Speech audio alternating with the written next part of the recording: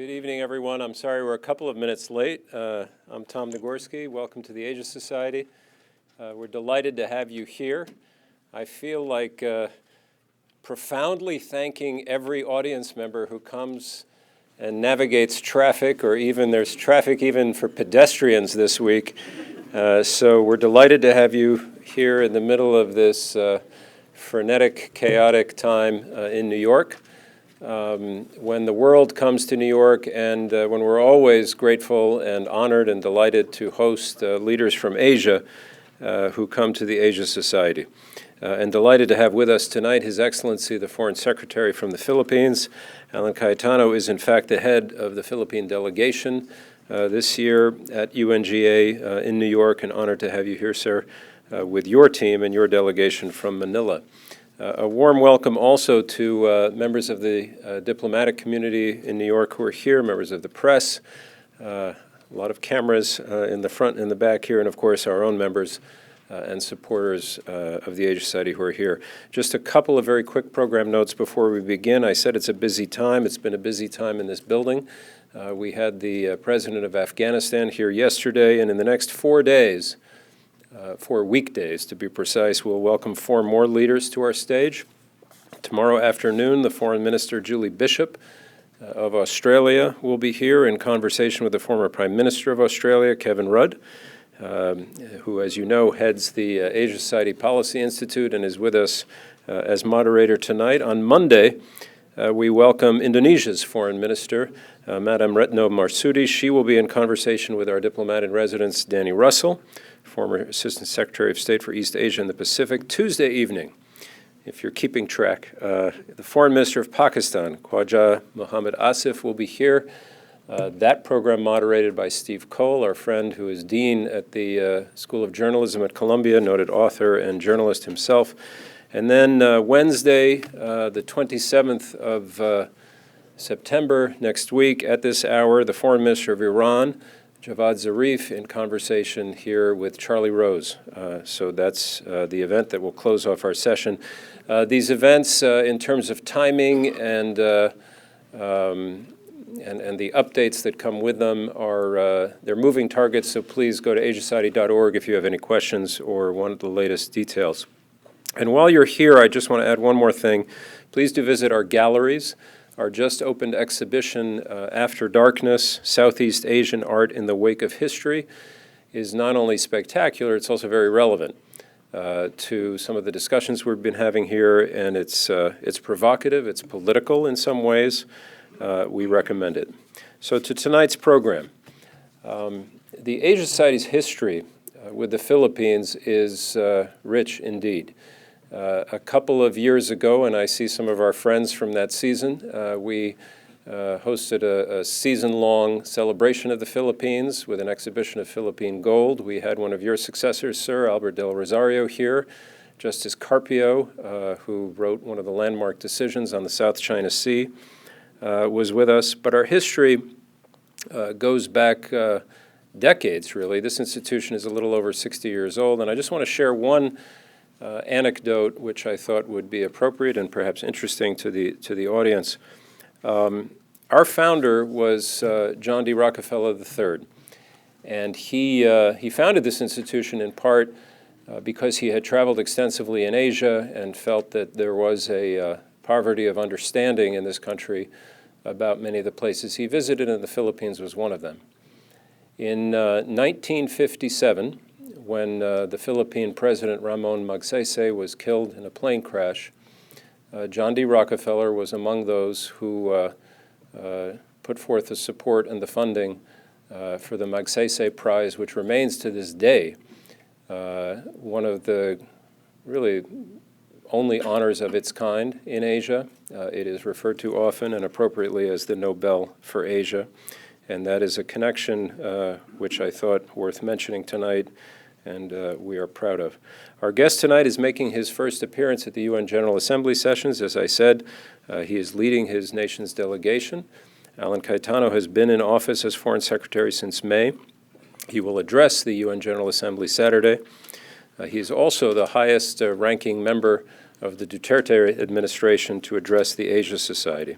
and before becoming Foreign Secretary was a senator in the Philippines. Secretary Cayetano has said that he wishes to avoid, quote, microphone diplomacy. We hope you will find, Mr. Secretary, that the Asia Society is a good and appropriate venue for meaningful, in-depth dialogue on all these issues, even if we do use microphones. Tonight, just how things will go, the Secretary will deliver some opening remarks and then be joined on the stage by Kevin Rudd, who you all know. Just a couple of things you may not know. First of all, depending on how often you come here, he isn't just the former Foreign Minister and Prime Minister of Australia, President of our Asia Society Policy Institute, and a great global leader and thinker. He's also a really, really good and gifted moderator. So we have that to look forward to. And I didn't know until late last night, today is Kevin Rudd's birthday. So can we have a...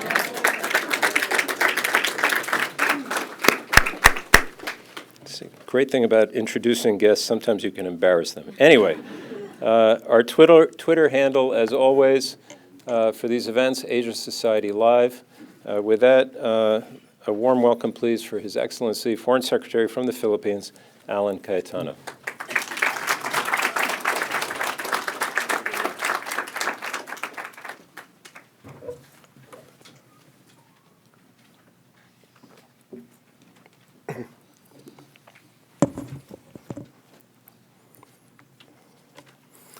For I know the plans I have for you, plans to prosper you and not to harm you, plans to give you hope in a future. That is found in Jeremiah 29:11. And although it is comforting to believe in a father that has great plans for his children, the reality is that in the same book, it talks about the devil who plans to cheat, steal, and destroy. In other words, regardless of our own religion and spiritual belief, the world is all about choices, making the right choice, making the wrong choice, somewhere in between. So first, allow me to thank all of you for being here today, for braving traffic and taking time out, especially our birthday celebrant, former Prime Minister Kevin Rudd. Thank you, sir. It's such an honor. Of course, our Executive Vice President, Mr. Tom Nagorski, and everyone in the room. Magandang hapon, good afternoon to all of you. Allow me to speak today a little bit about the choices that the Filipino people are making. Also to address not only the elephant in the room, but certain animals in the room. The elephant, the eagle, and the panda. Every first year of a Philippine administration is a time of transition and change. It's partly because we don't have strong party systems.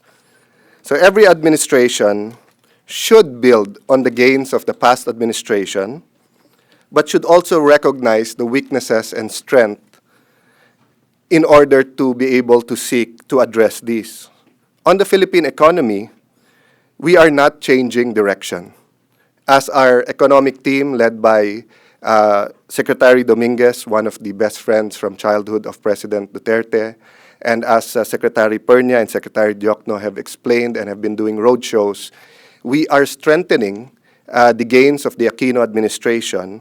However, we also have to address some problem areas. And what are these problem areas? The first one is not exclusive to the Philippines, but is a worldwide theme, which is inclusiveness. The growth in the Philippine economy the last 5-6 years benefited mostly the 20-30 families who run 90% of the economy. Sure, there were trickle-down benefits and everyone benefited from a better economy. And of course, it has to start that way. We have to build on that. But we still have to be conscious that it wasn't very inclusive, especially geographically. The focus was still on Metro Manila, a small portion where maybe a fifth of the population of the Philippines is during the morning. We have a double morning population from the evening population. The second problem was the sometimes slow and insensitive attitude from driver's license to issues on traffic and things like that. And third was the not too strong focus on planning, short-term, medium-term, long-term planning, or in cases where plans were laid for us, the Japanese help us a lot with that in planning, decisions were made too slow, and often the problems were much faster or came to us in faster speed than the solutions or decision-making. Thus, the Duterte administration has adopted the theme, build, build, build. Of course, my job is to build, bridge, and build. There's a lot of bridging that has to be done, and I'm sure that there will be questions about that later. The main objective is to turn our economy from a consumption economy into an investment economy. We want to address 4 concerns. I've been in politics for 25 years, from a city councilor to vice mayor, congressman and senator, and I had the privilege of being here once before with Senate President Villar in 2009. And in all the surveys in the last 25 years, 4 common concerns of the business community. First is peace and order. Second is a predictable or stable policy framework. Second is fighting corruption. And fourth is infrastructure, not necessarily in that order. But almost all of the business surveys talks about these 4. Sometimes there's a 5th, the cost of energy or cost of labor. But basically, this 4 is the constant. To do all of this above, we need peace and stability, both nationally and regionally. So although we want to have an independent foreign policy and we want to be independent, we cannot neglect that we live in a global society and that we are interdependent. So we cannot talk about national issues alone without talking about regional and international issues. The Philippines and this administration, given the short period of time, 6 years or 5 years to go, we also need to focus and we have to find the funding. This is where we start with the elephant when we're talking about focus. The elephant in the room, of course, is human rights and the war on drugs. The massive campaign against illegal drugs and criminality is actually a reaction to a snowballing problem, not only in the Philippines, in Asia, in the world. No less than the United Nations Office on Drugs and Crime has reported this. Just Google it and you'll see all the articles of how synthetic drugs are invading communities and destroying lives. We refuse to watch and do nothing as the Philippines becomes a narco-state and as we lose a whole generation of our children to narcotics. The rule of law was being destroyed by narcotics and not by the war on drugs. The West and the Western media react with the use of the word war. But actually, war is only used for emphasis. That's why the West is very comfortable of using the word war in the war against terrorism. But when it comes on the war on drugs, which is just basically a massive campaign against drugs, the connotation or the mental connection is the gruesome effects of war. But the problem is, ladies and gentlemen, the narco-politicians and the drug lords were the one in the know and the one who had the power. It wasn't the policemen, it wasn't the courts of law. In fact, the police were afraid of going against drug lords or catching people selling narcotics because they would have been suspended or cases would have been filed against them. If not, it would go to the prosecutor's office, and some of the prosecutors would flip-flop or make money from these cases. Then they would go against the police. Or if it made it to the judges, then again, another problem. And we experienced this personally. My wife is here, Mayor Lani, and in her first year, a high-level target drug lord was caught. And it was in all the papers and it was in the police blotter. But the drug lord told the police, if you do not release me and let me go in 10 days, you will be removed. And we were all smiling and laughing because we said, this is just probably someone, boasting. 10 days later, he was being relieved. At the time, my sister and I were both senators and my wife was mayor. I called up the general and said, General, why are you relieving this gentleman and what did he do wrong? Sir, we're not relieving him. And he didn't do anything wrong. We're promoting him. So I said, promoting him to what? Sir, we're still discussing that. So I said, General, I wasn't born yesterday. Don't try to fool me. And he said, Sir, if only you know the people who are calling me to release that and the level or how high in government they are. And I told the General, it's in the newspapers. It's all recorded. You have 2 senators and the mayor on your side, and all we're asking for you to do is do the right thing. And you cannot even find the strength to do that. But that was how powerful drugs were. And when we call this a drug lord, it was a local drug lord. They weren't even, very powerful drug lords. This was seen every day in our newspapers, television, radio. Can you show some of the slides of the 71-year-old raped by alleged drug addict. Mom financed drug addiction by letting dealer rape her child. Next slide. 3 UPLB guards held for drugs, rape of 2 women. 1 woman or child is raped every 53 minutes. 4-month-old baby kidnapped, raped in Karkar City. Next slide. 4 drug addicts rape and kill 8-year-old girl. When a news item like this came out for the first time a few years ago, people were shocked. And people were saying, is he deranged? Does he have a mental problem? How can someone rape an 8-year-old, a 4-year-old, a 2-year-old? But that is the problem in misunderstanding the drug problem in the Philippines. Unlike in the US and other parts of the world, where the drug abuse is with regulated substances, marijuana and cocaine, the problem in the Philippines has to do with methamphetamine, hydrochloride, or shabu. In other words, synthetic drugs. And even the WHO and the UN has said that these drugs are associated both with violence and with paranoia. Cocaine and marijuana are not associated with that. So any news items you find about violence when it comes to cocaine and marijuana has to do with the drug dealers fighting it out. But you don't hear of a son shooting his father or a mother selling her daughter to be able to feed their addiction. So this kind of news items were coming out daily, and it was desensitizing society. So if you look at it from that point of view, you would understand why 81, 82% of the Filipino people support President Duterte's rhetoric and action against drugs. It's not because they believe in violating human rights. It's not because we are violating human rights. It's not because we believe in vigilantism, but it's because he is starting to put back the rule of law and just simply stating whatever is right and whatever is wrong is wrong.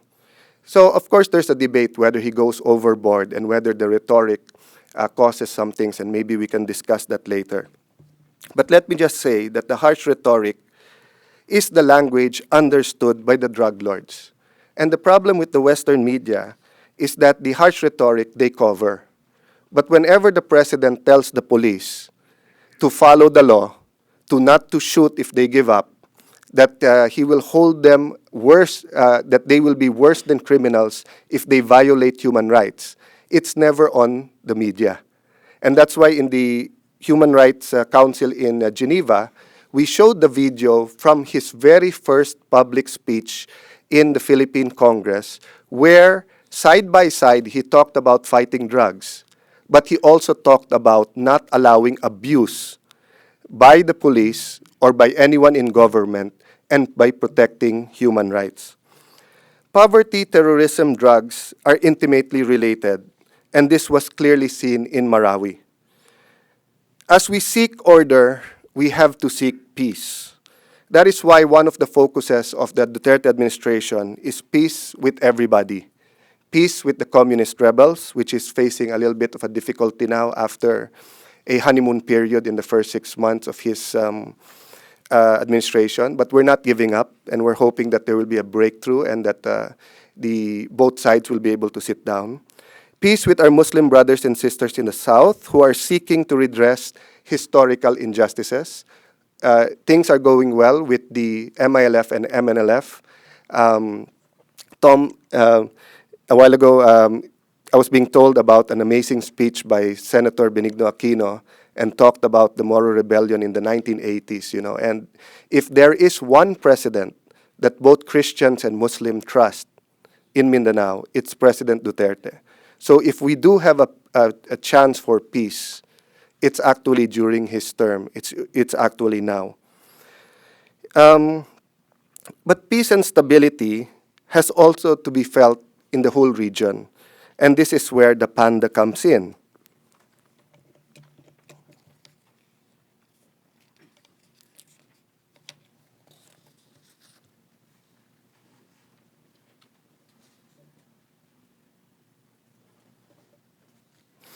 And this is where the panda comes in. Sorry, I mixed up my cards.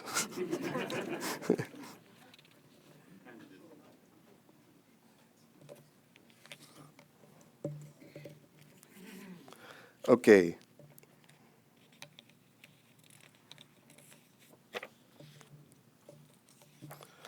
So peace and stability in the West Philippine Sea and the South China Sea.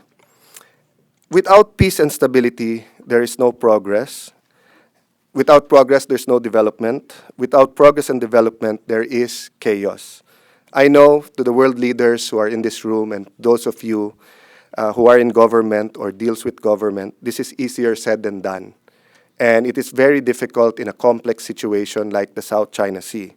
And that is where the panda comes in.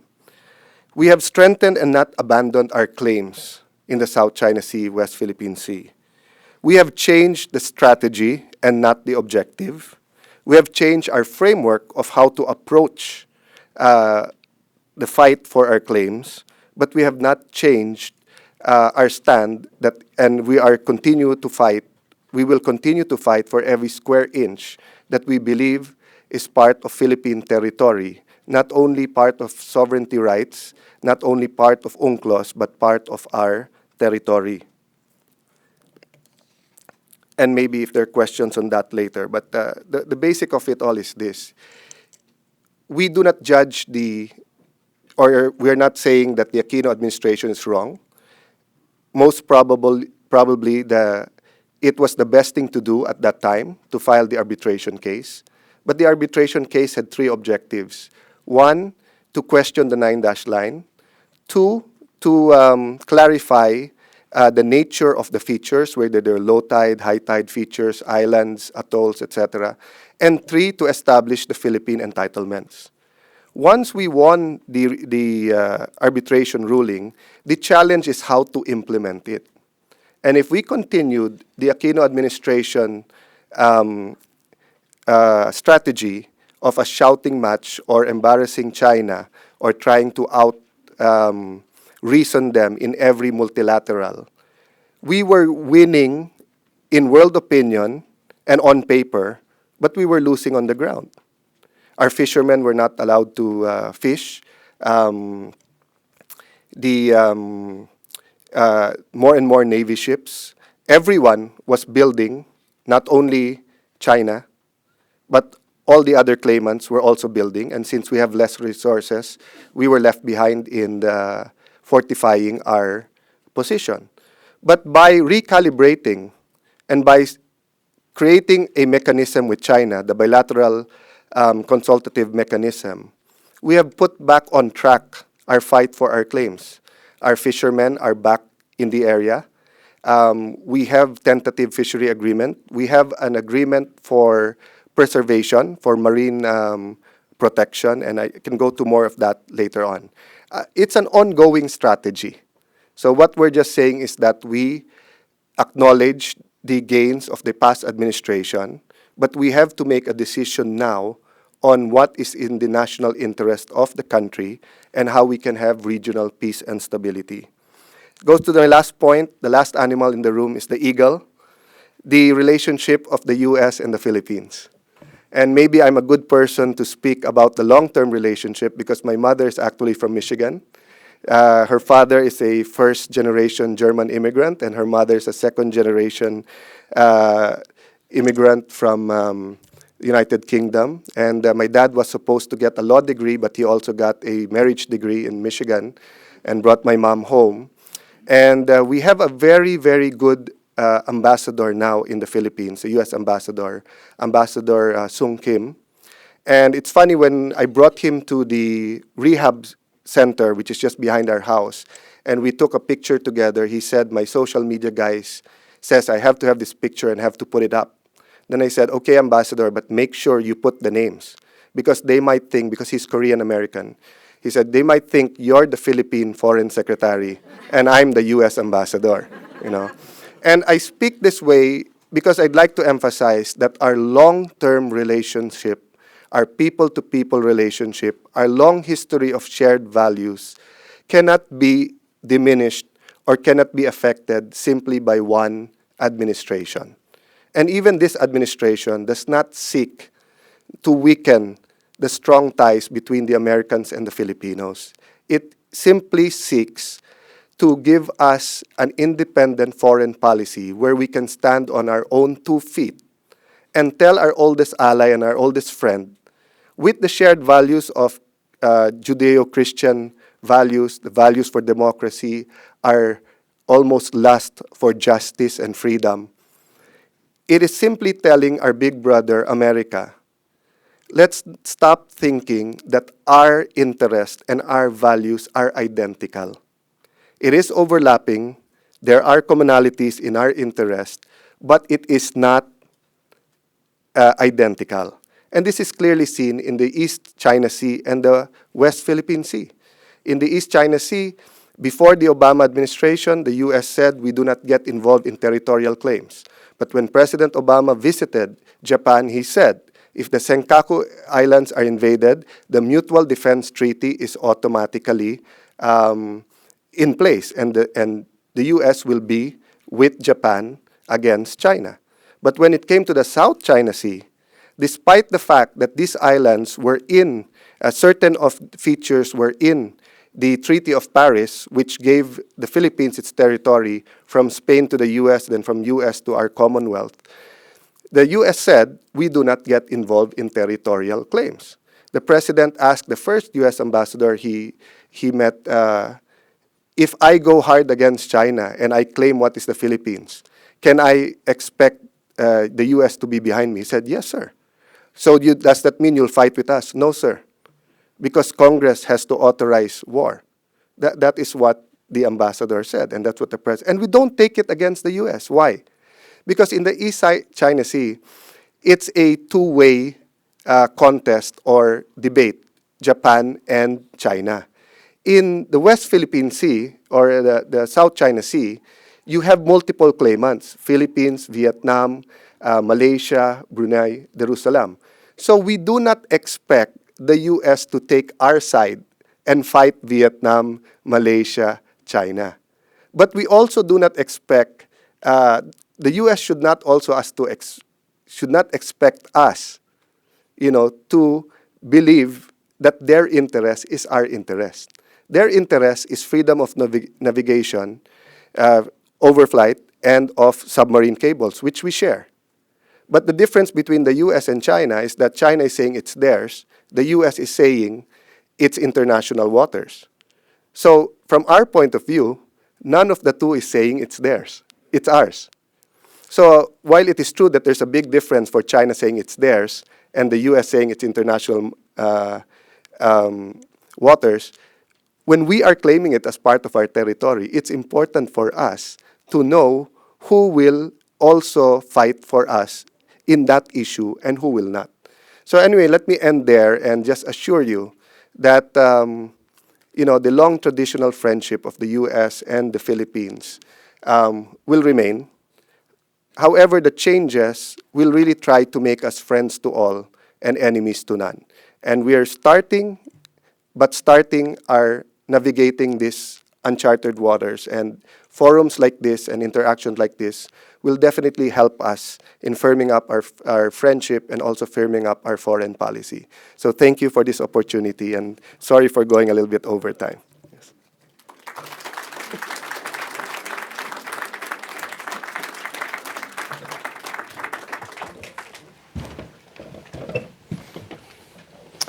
Well, thank you very much, Foreign Secretary, and welcome to all of you who have come tonight to the Asia Society. We look forward to an hour's worth of conversation. Some of the questions will be from me. They'll be the easy ones to the Foreign Secretary. Then we're going to throw it to you folks here in the great tradition of American and Philippines democracy where anything can happen. But I know the Foreign Secretary well enough and the robustness of the Philippines body politic to know that he'll be happy with both. Tell me, Foreign Secretary, you're a young man. How are you enjoying the job? I told you in your office, Prime Minister, that my wife used to ask me every night, who did you fight today? Because I was in the opposition a lot. And now when I come home, she smiles and say, what groups did you patch up, or who did you put together today? So it's a very fulfilling job, and I have great people behind me, and some of them are in this room. Well, it's true the Philippines Foreign Service is well renowned in Asia for its professionalism and going back right from the earliest days of Philippines independence. And you're well served by your team here in New York, both in the Consulate General and the Permanent Mission. Now, you started with the elephant, you moved on to the panda, and a side swipe at the eagle at the end. So I might stick to your trilogy, but I'll throw one in. So let's go back to the great, giant, hulking beast, the elephant, for a bit. Let me put a provocative question to you. Leave to one side the accusations and counter-accusations concerning human rights abuses, whether they are reflected in the body of Philippines domestic law or in international covenants. Let me just ask you this question. Is the war on drugs working, and how do you measure that? Well, let me answer you this way, sir. We don't have any other choice. The other choice is to just allow drugs to take over the country. So if you're asking, is it working in the sense, is the police now having the wherewithal to arrest people? If you see the amount of drugs we've confiscated, yes, it's working. Are the fiscals and judges now scared from dealing with drug lords and giving in to them? They're now more scared of the president than the drug lords. Are the prices of drugs going down? Not at the moment. That means we still have a big problem with the supply. It's either being brought in or produced despite the massive confiscation. So having said that, there are a lot of parts of the problem that we are dealing with at the same time: the rehabilitation, the health aspect, and then our police. Our police makes about $400 a month, where a family in Metro Manila, the basic amount to just survive is about $700. So it's easy to say, don't be corrupt, don't go into illegal gambling, don't go into, this petty corruption. But we're dealing with all of this at the same time. So even without, let me just point this out, even without the war on drugs, the killings of young people, the abusive police, it was there. And we're not tolerating that. It's just that some people, including the opposition, the activists, and even the unwittingly or wittingly or unwittingly, even the drug lords, are using sentimental or emotional tragic events to put a false generalization on the drug war. If you look, for example, at the young people, if you say 3 were killed and these were definitely killings, at least one of them was definitely killings and they will be prosecuted, you'll see another 300 who were arrested and returned to their parents.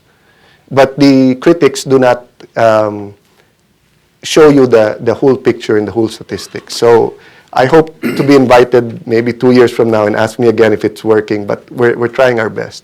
No, it's an unfair question because you've been in office for, what, 15 months.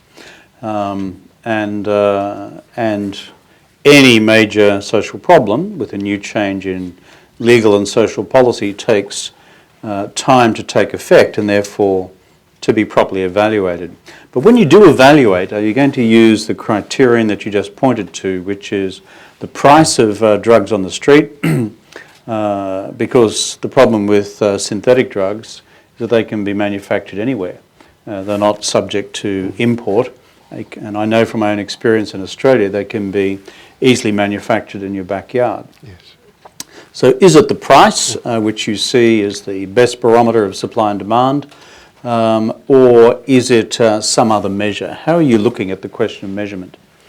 Well, in the layman's terms, it's as simple as how easy is it to get drugs. I mean, as long as they sell in your backyards, in your schools, no one's safe. So that's one barometer. The other barometer is the price, because the harder it is to buy, the higher the price. But because synthetic drugs are not only easy to manufacture, they make so much money, they start cheating on it. So 2 months before the president took office, there was this street party, and it's usually very safe, so parents allow their 13, 14, 15-year-old children to go. Someone passed around synthetic drugs, pills, but obviously tampered with to sell it at a higher price. And I think there were 4 or 5 of them. And it was so tragic because 2 dropped dead, and the other 2 or 3 was rushed to the hospital but didn't make it either. So that's the problem there. And I agree with you, sir, that it's unfair to judge it now in 15 months. But of course, we made it easy because we promised that we'll deal with it in 6 months. But the president did say after 6 months to forgive him because he did not realize how deeply rooted the problem was, how many public officials, how many police officials were in it, and how much money was actually involved. And then, sir, the poverty and the insurgency is also fueled by illegal drugs and has a symbiotic relationship because it's easy to manufacture and distribute drugs in areas controlled by rebels because precisely the police cannot go in. One of the first discoveries in Marawi was a large cache of cash and drugs. I'm glad you've turned to Marawi because that's where I was going to go next. And it's a question which I think many of us have sought to understand and to analyse from outside the Philippines, but we'd benefit enormously from your insight. We know you've had problems in Mindanao for decades and decades and decades. We know the complexity of those challenges, or something of them, which go back, but the ISIS-related factor is relatively new. And so my question to you is, what happened? How did it actually land? Because I think this could be very instructive for those of us who are concerned about what happens after the conclusion of the Battle of Mosul, which we've now had, and after the conclusion of the suppression of ISIS and its derivatives in Iraq and maybe in time in Syria. As said to me many times ago, it's like bubble wrap. You push it down here and it pops up there. You push it down there and it pops up there. You push it down there and it pops back up here. So, your insight into how, let's call it the ISIS-related phenomenon, made its way to the south of your country. And secondly, what is their objective and how is it different from, let's call it, the traditional insurgencies? Well, this is my personal take because I was one of the leading figures in Philippine politics who went against the previous agreement with the Bangsamoro people precisely because I believed that they were not separating themselves from extremists. So those who believed in peace, including myself, gave all of this a chance. But when the SAF 44 happened, where a couple hundreds of our special forces went in to get a high target value identified by the United States, who was a terrorist cell leader and teacher who would teach how to make bombs, etc. the different insurgent groups ganged up on them and killed 44 people, 44 policemen. And when they were asked, why did you do that? They simply answered, well, you went into our territory. And that really created a division in Philippine politics and opened up wounds in Mindanao. So at the risk of my personal safety, but also being called anti-Muslim, I started exposing what was happening within the camps, which were, they were tolerating some drug lords going in and out. They were tolerating bomb makers. They had a, those killed recently were killed with sniper guns where the barrels were imported, but they were the guns were manufactured in the Philippines. And the former government refused to acknowledge that, and that was part of my speeches then, you know. So that was the precursor. So what happened is that we also had a misunderstanding. So moving forward, a misunderstanding of ISIS, at least from the Philippine side, and even from our military, our intelligence community. So for many in the world, they are just crazy people. You know, they're just people who believe in blowing things up.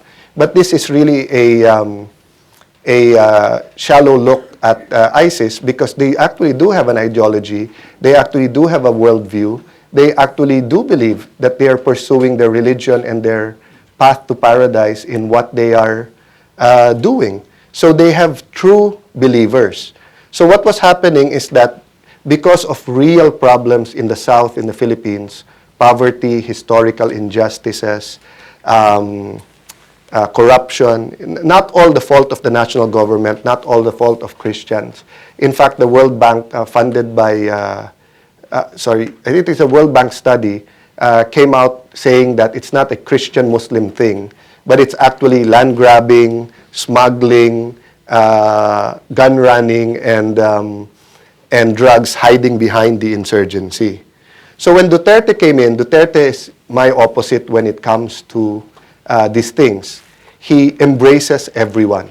And he is, while I've never been anti-Muslim, President Duterte would shout Allah Akbar during the rallies in predominantly Christian areas who are very mad at Muslims.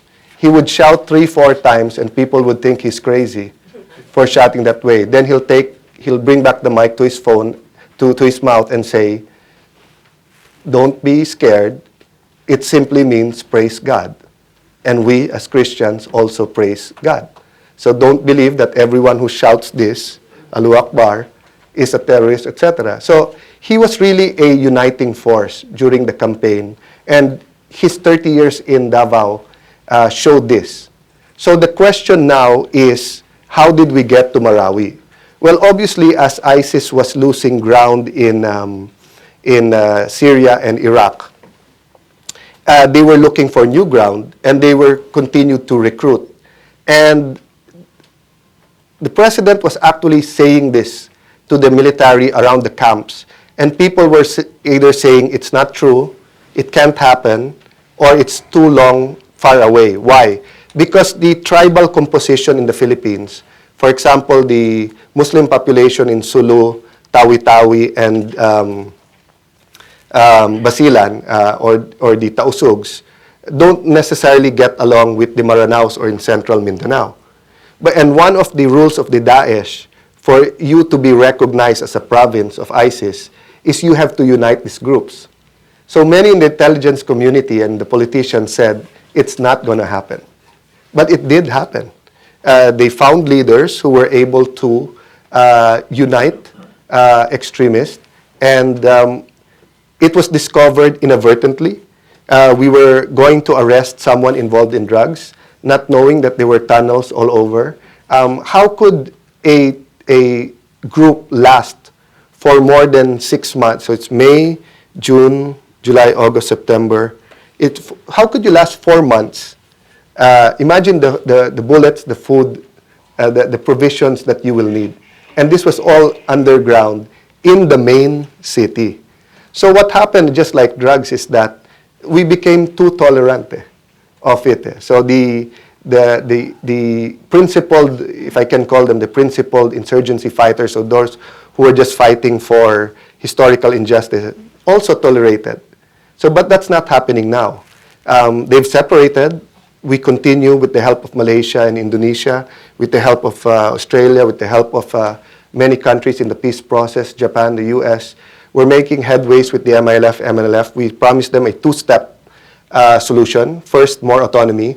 Then second, converting from a unitary form of government to a federal form of government to give them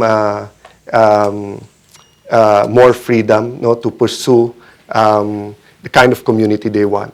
So, how many foreign fighters do you think you've got in the Philippines out of ISIS? How many do you fear might come, and how many adherents are now locals?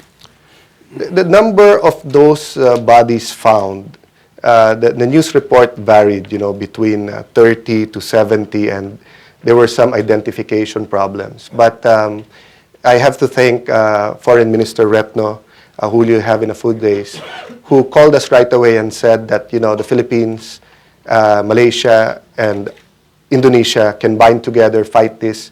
We can help you fight the narrative. If they launch this in Indonesia or Malaysia, it's easy to say it's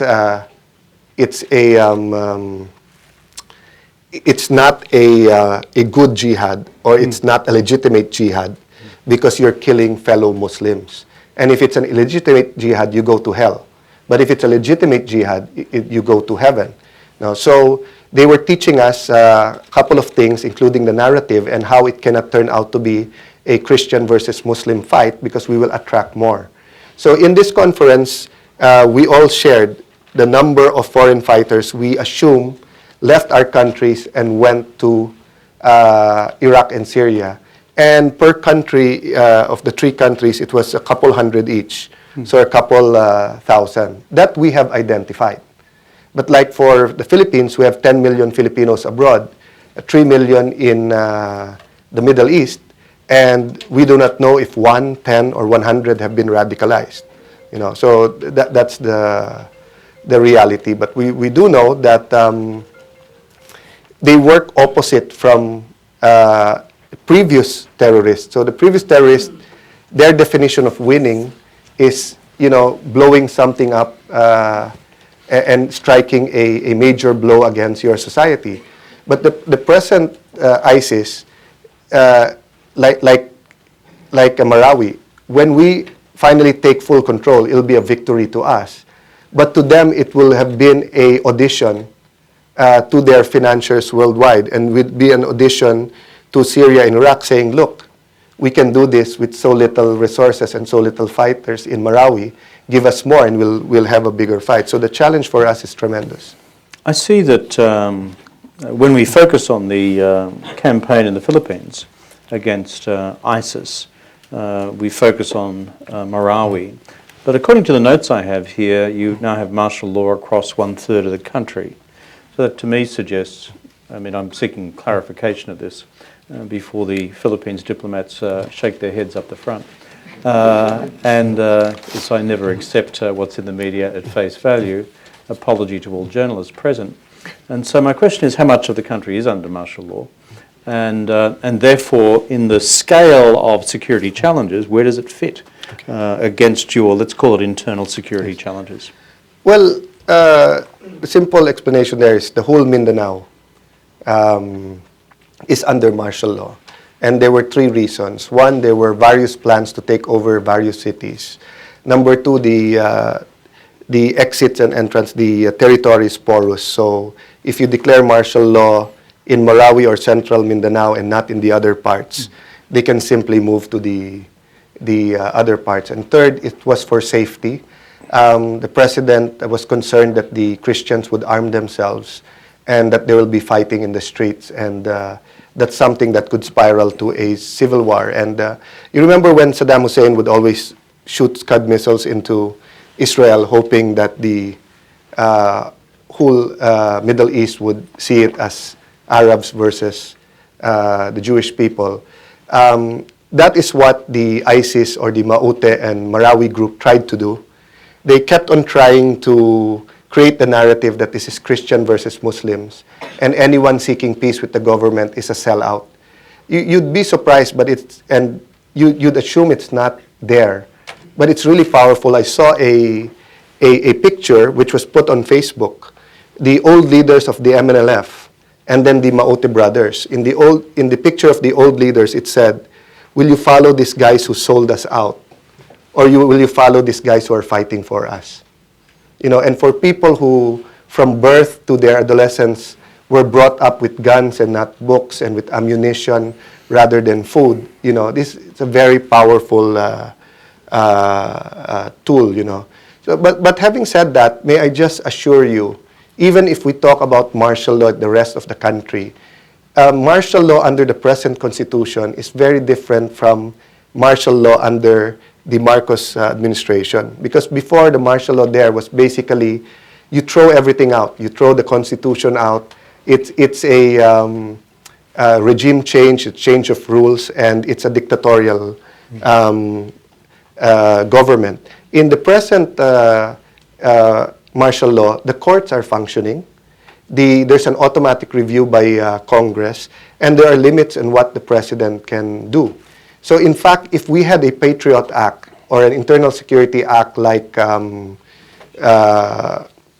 UK or Australia, No, we got rid of it. It's one of the things we got rid of from the British. So if we had that, actually, we don't need martial law.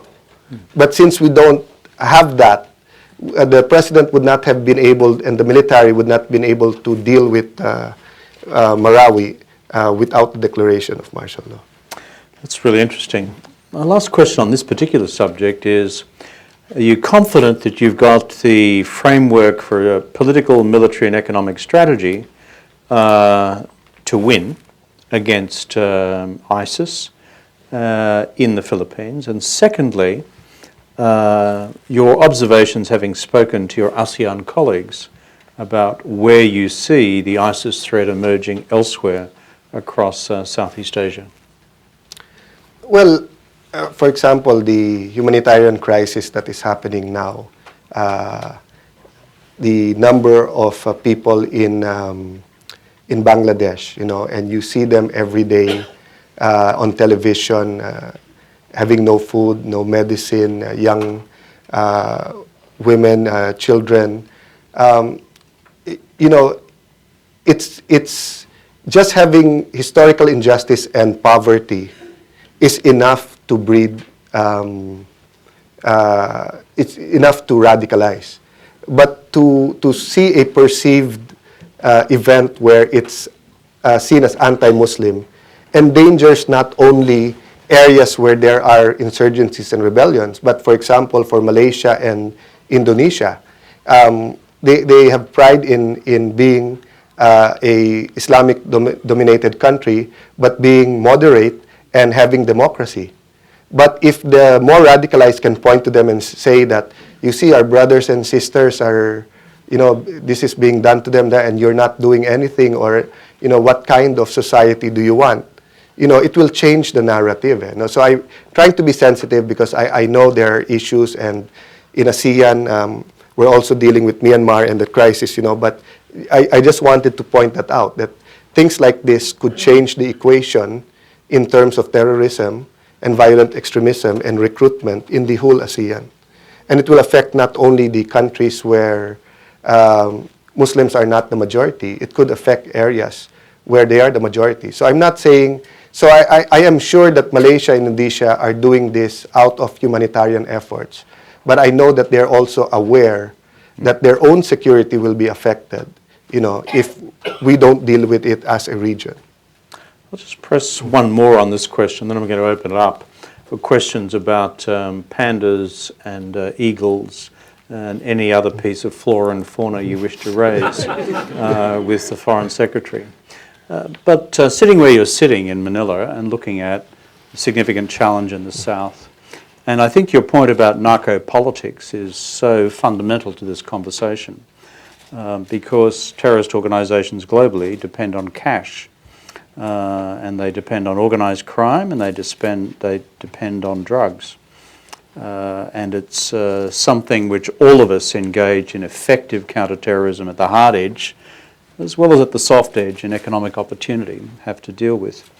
But if you had an opportunity to pitch a message both in Washington and in Europe and in other parts of the world, including my own country, in terms of what else is useful by way of international support for what you're doing in the Philippines and more broadly in ASEAN.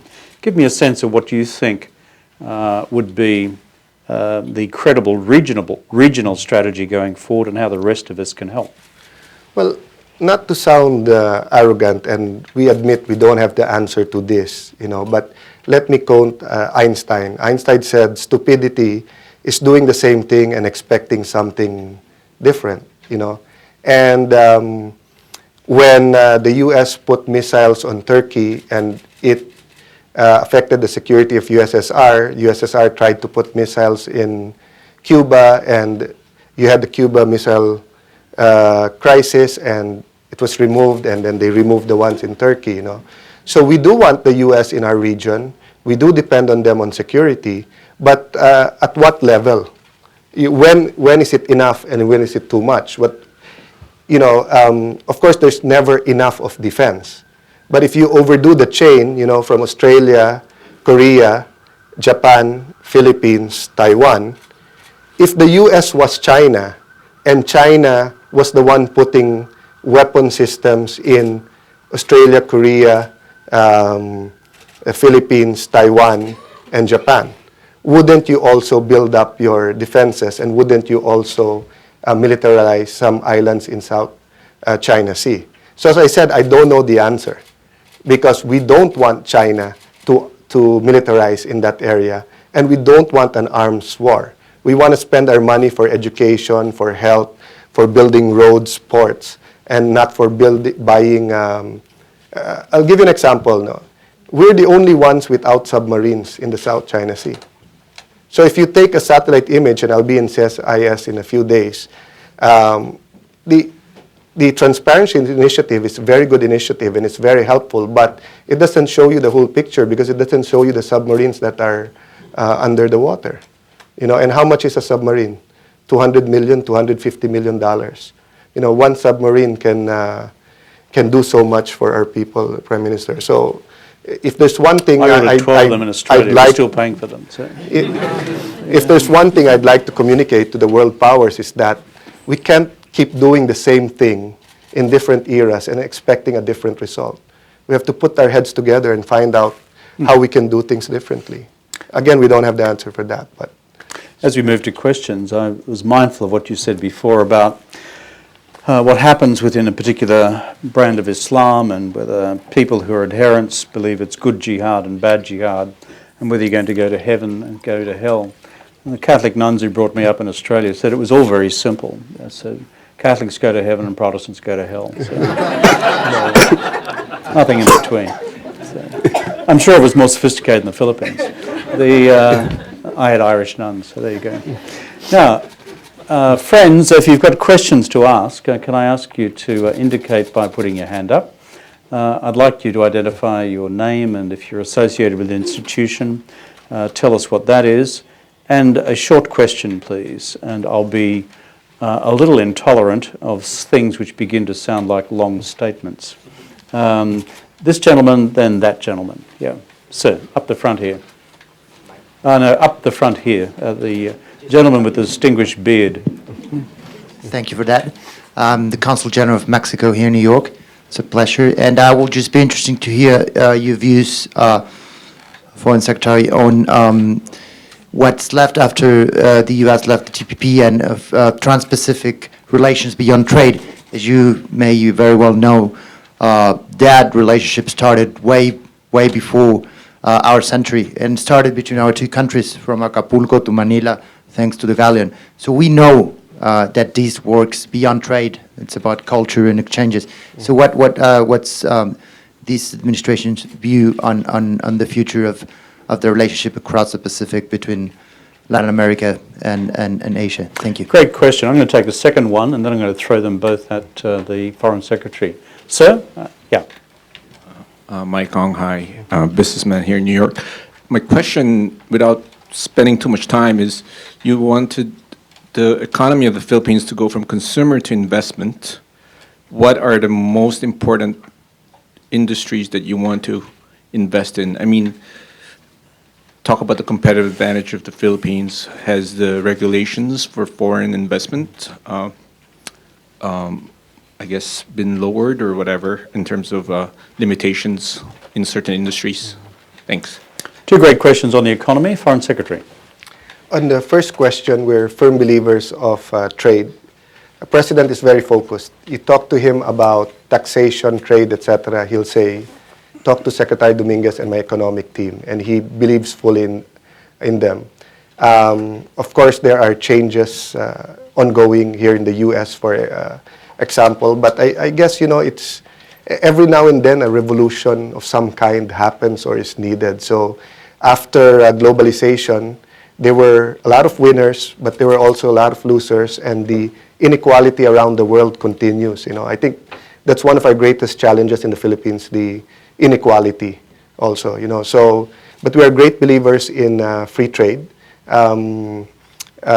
Acapulco used to be the point by point for the galleon trade, and the Philippines was administered 330 years by Mexico. So we say that the Philippine history is 300 years of the Catholic Church, 60 years of Hollywood, and then we took over. So we're hoping that the negotiations between ASEAN and the FIALAC, the ASEAN, the RCEP, and all of this pushes through.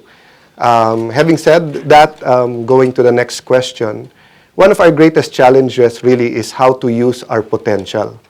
The Philippines, in a few years, are 1/3 of our population will be below 20 years old. So nowadays, with aging societies, it's a very, very big advantage. And with a digital world and with chat and voice and everything and a digital economy, it's a very big advantage. But that is assuming that we do the right things and we put the money where it should be in developing this human capital. Meaning, if you have 1/3 of your population, but they're into drugs, there's no money for health, there's no money for education, or your education is not relevant to the 21st century, then your potential becomes a liability or a problem. So what are the things that we're working on? Well, first is the infrastructure. Philippines is very rich. I mean, one thing Filipinos love to do is to talk to cab drivers in Singapore because they know everything. Aside from the barbers, the cab drivers in Singapore. So, we talked to them about the economy and they said, give us an island, we'll take care of it, we'll make it rich. You just choose what island in the Philippines you want us to have. So How about Mindanao? and Mindanao is actually the richest in everything, in fauna, flora, in natural resources, beauty of the place for tourism, but because of the peace and order problem. So quickly what we're working on is first the infrastructure, both the digital infrastructure and the physical infrastructure. Second, the tax reform. And third, as you mentioned, the policy framework. There's limited deregulation that we can do under the Constitution, but it's being done now. But if we do amend our Constitution, then how we can be more business-friendly and more attractive investment-wise will be done. But let me mention that not everyone in the Philippines is unhappy. The 30, 40 families who control 90% of not only the economy, but also media, maybe also of politicians, are happy with the status quo. They're now starting to see the light with the Duterte administration because the rising tide lifts all boats. But what the president is doing is nothing less than a revolution, because as he tries to change all of this, and you might be a small fish in the world, but the biggest fish in the Philippines. And you'd rather be that way rather than inviting the other medium-sized and bigger fish to enter the country. But now that they're seeing that there's life outside Metro Manila, I think people are coming around, but we do need all the help we can get. So you had the Catholic Church, you had Hollywood, and then you took over. So did Hollywood cause you to sin more, and the Catholic Church to forgive more? How did you end up in the end? Well, we're work in progress. Sounds like my We country. pray a lot, but somehow we curse a lot too. So let's see how that There's no goes. swearing in Australia. Now let me see. Work further in progress. Work in progress. Further questions. The gentleman at the back, do I have another question? I'll take two at a time. The gentleman in the cap. Let's say, Good sir. evening, Secretary Cayetano. My name is Fred Andes. I'm a UST high school graduate. I currently chair the Department of Sociology, and I coordinate the Alcohol and Drug Studies program at New Jersey City University in Jersey City. My question is, what is the current status of drug treatment, especially for those who surrender to the authorities as a result of their drug abuse problem? Thank you. Great question. Gentleman in the cap over here. We've got a microphone for you, sir. Christopher Falyarme, a freelance writer. Secretary Cayetano, you've been privy to President Duterte even during the Obama administration, the end of the Obama administration, which was unfortunately marred by that incident about the political question. But it seemed that President Duterte was not really cursing him, but one had to really scrounge for the real news, and now it would look like he's okay with President Trump, but it might be maybe that's not the real picture. Maybe he was okay with both, except that media, or twisted reports made it look like he was favoring one over the other, or he was pissed off with one and favoring the other. I think we picked up that impression when President Duterte said what he said. One thing about President Duterte is he knows how to create a headline. Now, both questions to you, Foreign Secretary. Well, in the first question, and thank you, sir, for that question. It's a big challenge, but I'm a fan of how the Americans deal with addiction. If I haven't been in an actual session or observed, but someone said they'll give me a copy of the Alcoholics Anonymous and everything. But remember, the first thing that you always say there is, I'm Alan Cayetano and I'm an addict. Because unless you accept that there is a problem, you will not begin to solve the problem. So the problem for the Philippines, the first problem is we never accepted that we had a drug problem. So the rehab centers were always filled up, full, lacking in, if we didn't have very dedicated doctors who chose to remain there and love their patients and even spend their own money, we'll even have much less than what we have now. So that's the first thing. We're just starting to acknowledge the problem. Okay. Secondly is the money. There's always a debate in the past. Where will you spend the money? So if this X number of young people took drugs, and although they're victims and they were too young to know any better, and whether it's their parents who didn't catch it or what, they did make a choice and they did take drugs. So the cost, the 3 months cost of rehabilitation is a year's cost for scholarship for a valedictorian or salutatorian who kept away from alcohol, kept away from smoking, kept away from drugs, and decided to study. So you'll always have policymakers saying, where will I put the money? In the rehabilitation of young people, although victims, you went that way, or do I put it in these young people who disciplined themselves and went that way?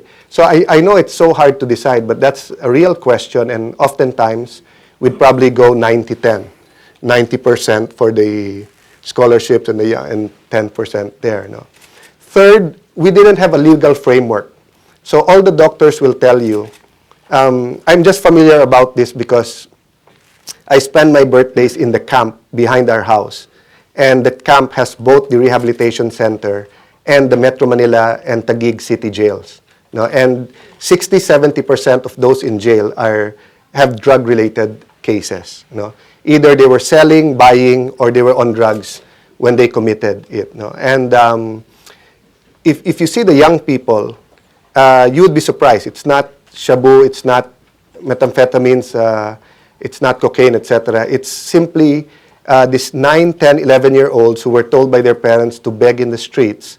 And because of influence, poverty, etc., they started inhaling glue. In the Philippines, we call it rugby. And they have stunt growth. So we have a couple we're taking care of, and I brought the U.S.-Philippine Society. Sir Hank and a couple of people from Washington came over. The U.S. ambassador saw the center. So now the money is coming in for the infrastructure. So the physical facilities. So the big businessmen are building a few, and then some foreign governments are donating. But the equipment, the technology, the doctors, the nurses, everything. The Vietnamese have actually offered us, they said that they do have homegrown medication that is good in detoxifying people on shabu, on methamphetamines. So we're in the process of building all of this, but it's a priority of the president, so the businessmen are building that. Now to the... Cussing and swearing? Cussing and swearing.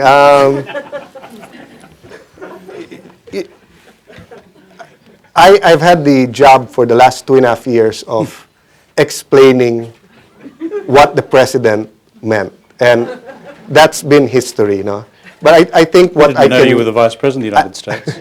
I can share with you what Prime Minister Rod told me in his office. He said, you have a very activist president. So if you were in the Philippines in the 70s or 80s, shrugging off colonial mentality, saying not just because you're white, you're not superior, just because something, there was this, the military were teaching people to buy local goods because imported doesn't mean it's better. And they put their cigarettes here. The Filipinos know that and are smiling. So they put their cigarettes here. Then they'd get the cigarette and they'd have a blue seal, and the blue seal is imported. Then they'll start smoking. So the guy said, buy local, but you're smoking imported, So the president is a product of this era, and he never got it out of his system because he saw it in Mindanao. Yeah. He saw how the rich oppress the poor, how Manila sucks in all the resources versus Mindanao. He saw how giving guns to communist fighters were good at the start, and then they turn to crime and become gangs, and then go after the Muslims, and the Muslims arm themselves and go against them. He saw how the Americans did a lot of good, but also took some advantage during the time that they were ruling the Philippines, and even after with the parity rights, So that's his inner being, being activist and saying it's the Philippines' time. So if you get out of his way, in the sense that you allow Philippines to stand on its own 2 feet, we're okay. But if you get in his way and he thinks that you're getting only in his way, that's okay. But if he thinks you're getting in the way of the development of the country, he'll more than curse. So. It's interesting what you raised about anti-colonial sentiment, because frankly, let me be blunt here, white folks, I'm one of them, in the West, and Europe today and the United States to some extent, they're still monstrously unconscious of the sheer impact of Western colonialism and imperialism across Asia not all that long ago. I mean, America likes to pride itself in having been not an imperial power. Well, they forget about Teddy Roosevelt and the Battle of Manila Bay and when the Americans rolled in. And before that, our Spanish friends for several hundred years. But the rest of Asia, much the same, whether it was the British, whether it was the French, or whether it was a whole bunch of other folks, and the Dutch in Indonesia. And so when you are dealing with folks of President Duterte's age, and frankly their kids as well, there is an active memory of this, which is just, frankly, acts of racial humiliation. It always amuses me when I go to Europe and speak to the Brits and the French and others, and they look at their glorious imperial periods and quote, what we gave X. They forget what they actually took from X, but what we gave X. So that's my justification for cussing and swearing. So we've got time, I think, for a couple more questions. I'm very determined to have gender balance Okay. There's a lady here who I'm going to give the next question to. If there's another, I'll come to you, sir, once I've found another woman in the audience. This lady first.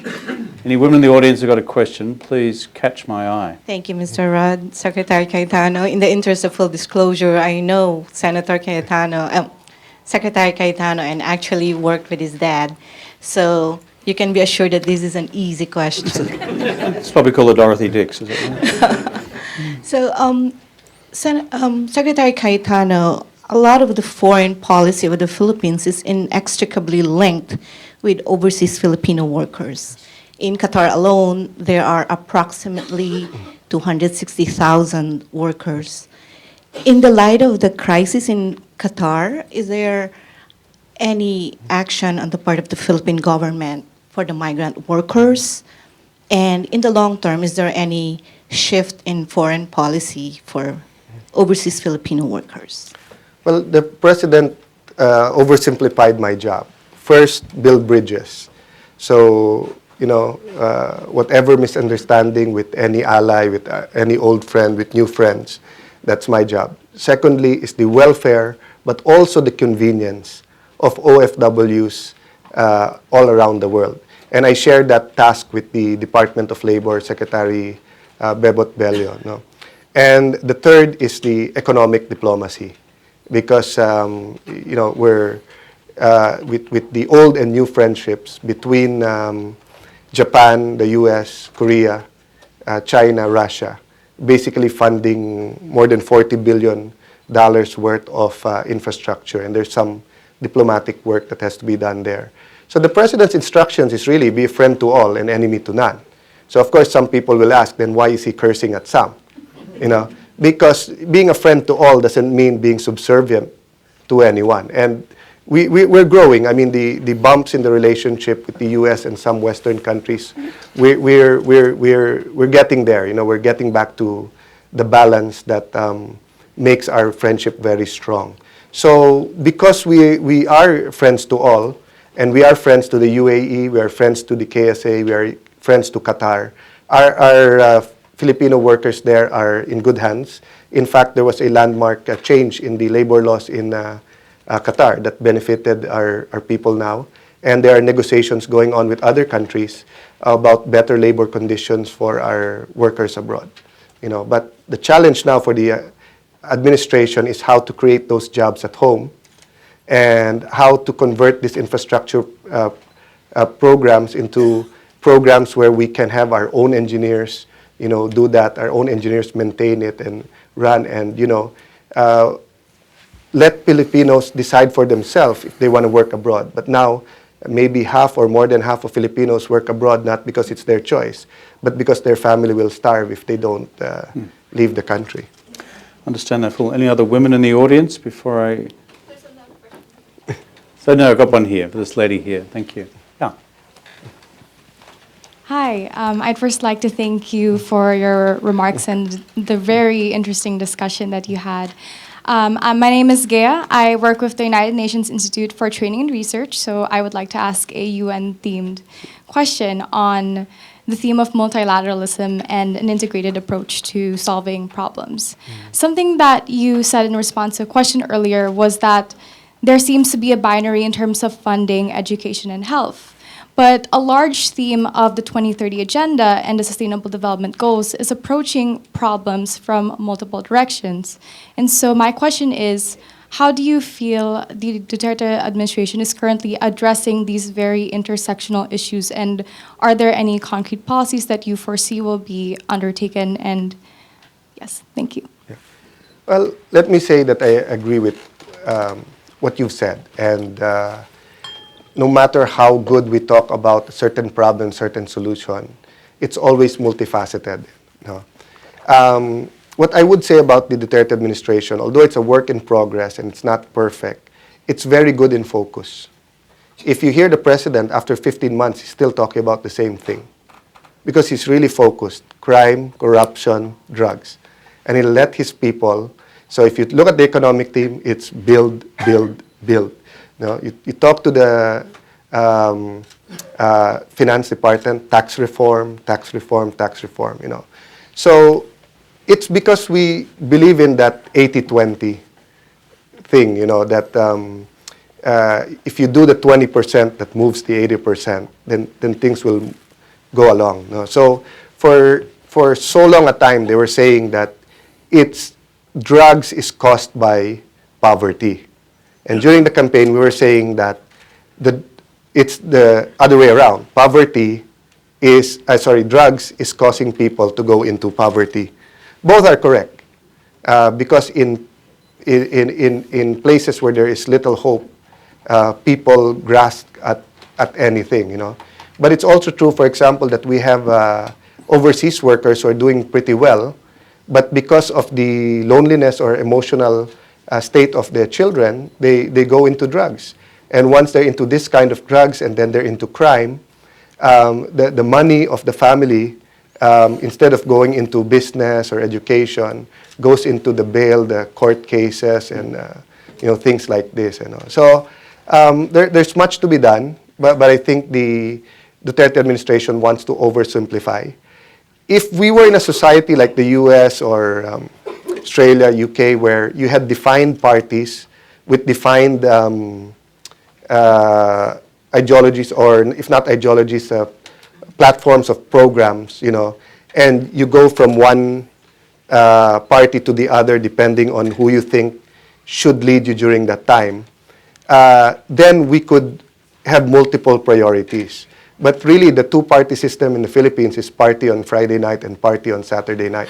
Because, and let me explain that, 80% of Congress moves to the winning party. It's because of the many factors, but that's why this government wants to change all of that. All governments wanted to change the party system, but you can't change the party system without changing first the status of each citizen. The more knowledgeable they are, the more educated, the more provided, the more involved they are in government, the more they'll demand the party system. If not, we'll continue.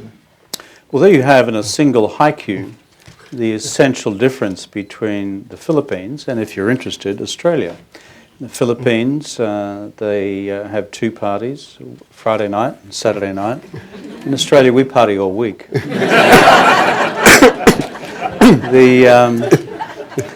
That's the kangaroo in the room. That's right. We can bounce anywhere you like. In fact, I think Australia's value added to regional diplomacy in East Asia is when it all gets too serious and all gets too tough. A, we usually tell the jokes, and B, then go and get the drinks, and then calm everybody down. Thank you so much for being with us, Alan, if I may. I had the privilege of meeting the good senator and his dear wife on an earlier visit of mine when I was, I think, Foreign Minister of Australia. I recall clearly that visit, but also many previous visits to the Philippines. It is a country for which I have a deep affection, and I think everyone in the region has a deep affection. And certainly here in the United States, you don't have to scratch too deeply to find that there is a strong pro-Philippine sentiment as well. And so I think on behalf of the Asia Society, you are among friends here. We want your country to succeed. We are challenging and opening, but in a friendly and positive way, what you're doing in terms of drugs, recognizing the reality of narco-crime and the destruction of the economy and its impact on terrorism as well. The good developments in the economy. And the big challenges you face in the South China Sea, the Code of Conduct negotiations with the rest of ASEAN, as well as, of course, the great, shall I say, pan-regional standoff between China and the United States. The fear for us all who are regional states is, do we end up one day being forced to choose between one of these great powers or the other, and the future destiny of the Asia-Pacific region?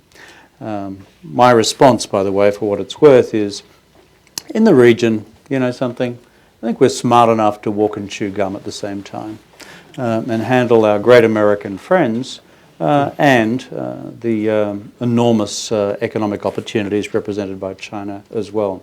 Ladies and gentlemen, could I ask you to put your hands together for Senator Foreign Secretary Aaron Cayetano.